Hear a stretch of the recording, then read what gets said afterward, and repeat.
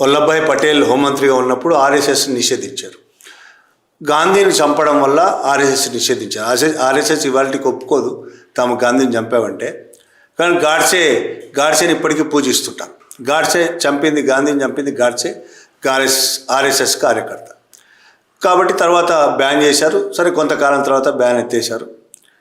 ఆ తర్వాత కాలంలో భావజాల పరంగా ఆర్ఎస్ఎస్ను వ్యతిరేకించిన నెహ్రూ కూడా ఆర్ఎస్ఎస్ను చాలా రకాలుగా ఉపయోగించుకున్నాడు మిగతా చాలా కార్యక్రమాలకు. అంటే భావజాల పరంగా ఆర్ఎస్ఎస్ ఈ భారతదేశాన్ని నాశనం చేస్తుంది అనే నిర్ణయానికి వాళ్ళు రాలేకపోయారు. కాబట్టి వాళ్ళని ఉపయోగించుకున్నారు చాలాసార్లు. ఇందాక ఉదాహరణ చెప్పినట్టు ఎమర్జెన్సీ కాలంలో ఒక ఆర్ఎస్ఎస్ ప్రధానమైన కార్యకర్తే కాంగ్రెస్ అధ్యక్షుడిగా ఉన్నాడు. ఇప్పుడు కూడా అదే పరిస్థితి కొనసాగుతుంది.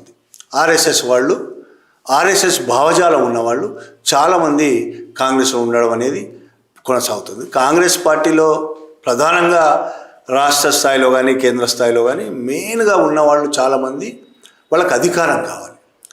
ఎవరు బలంగా ఉన్నారు భారతదేశంలో, ఏ పార్టీ బలంగా ఉంది, ఆ పార్టీలో చేరిపోవడం అనేది కాంగ్రెస్ వాళ్ళు మొదటి నుంచి చేస్తున్న వ్యవహారమే.